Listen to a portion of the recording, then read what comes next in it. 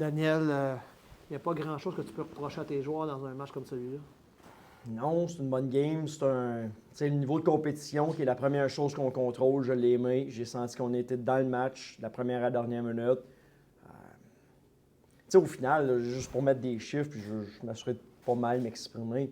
Il y a quoi, 90, 80, 95% de la game en général que j'ai aimé à soir. Fait que c'est des mini-détails qui vont faire la différence. Si on est capable de corriger ça dans la première semaine, les premières semaines, tu sais, je ne veux pas avoir l'air négatif, mais je crois dans le groupe. Puis je crois que si on corrige ce 5, 10, 15%-là qui fait défaut actuellement, c'est là qu'on va y arriver. Parce que oui, il y a beaucoup de positifs, on base sur le positif, mais clairement, on perd par un, on perd par deux. Fait qu'on va continuer de s'attarder sur les petits détails. Puis c'est ça qui va faire la différence entre on perd par un, puis on va chercher cette grosse game-là contre une équipe de tête comme Rouyn-Noranda peut l'être.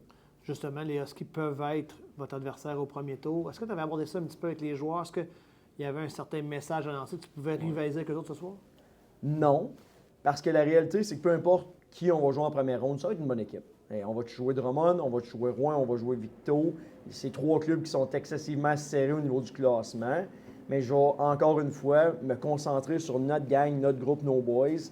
Qu'est-ce qu'on peut corriger rapidement pour avoir du succès? Je te parle demain, je te parle la semaine prochaine, puis le 28 mars quand les séries vont débuter. Tu me parlais un petit peu de la performance de Fernandez en troisième période. Il a fait des arrêts très acrobatiques, très spectaculaires. C'est un peu plate, là, ce but-là, un petit peu malchanceux là, à la fin.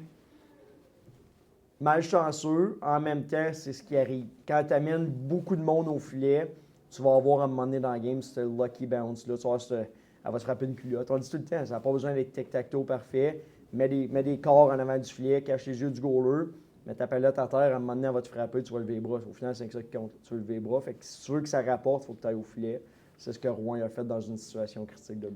Dans la défaite, Dan, il y a Félix Assert qui a atteint le plateau des 30 buts. À cet âge-là, il y a Maverick Bourque qui en avait eu 29. Il y a Bourgo qui avait eu 30. Bourvin avait une quarantaine. Ouais. C'est quand même spécial de voir un jeune joueur de ton équipe être associé à des noms comme ça. Oui, pour lui, je te dirais, pour lui, on connaît le parcours junior que les individus que tu viens de mentionner ont eu et la carrière professionnelle qui sont en train de se bâtir, de se développer. Mais en même temps, Félix Assert va demeurer Félix Assert. J'aime les chiffres, mais en même temps, je l'ai dit souvent, moi, c'est de l'avoir vu évoluer au niveau de son engagement dans la game. Il a toujours scoré des buts, il a fait ça toute sa vie, il est reconnu pour ça. Puis il va le faire jusqu'à la dernière seconde, mais qu'il décide d'accrocher ses patins. Mais de le voir compétitionner, de le voir tracker, de le voir gagner son côté défensif quand on n'a pas la rondelle, c'est ces petites actions-là au quotidien qui vont faire de lui un joueur qui est reliable sur 200 pieds des deux côtés de la rondelle. S'il va avoir une chance de jouer NHL, la meilleure ligue au monde, c'est ce qu'il faut qu'il continue de faire. Dernière question, Daniel, vous reprenez le collier très rapidement demain, donc dans moins de 24 heures. On est assuré d'avoir la meilleure fois de la saison demain. Ça va être excitant de jouer ce match-là pour les joueurs, j'imagine? C'est sûr et certain. Je veux dire, souvent, j'ai répété en 6 ans à quel point les partisans à Shawinigan, c'est des partisans en or. Je suis convaincu que c'est les meilleurs partisans dans la Ligue. Il n'y a pas un match qui n'a pas une ambiance incroyable. Notre équipe marketing organisationnelle, on a eu 1001 promotions de grande qualité dans les dernières semaines. D'avoir un gars comme Zach Bell demain, c'est le fun pour les fans aussi. C'est le fun pour les joueurs parce qu'il va y avoir du monde dans le building, il va y avoir du bruit, mais ça va être une belle soirée pour tous les fans. Puis, c'est un gars qui est reconnu mondialement en ce moment. Là. Il va venir donner un spectacle ici. Il va y avoir un spectacle pendant 60 minutes. Il va y avoir un spectacle pendant 2 entrées de 14 minutes. Je m'attends à une grosse soirée. Là. Merci. Merci beaucoup.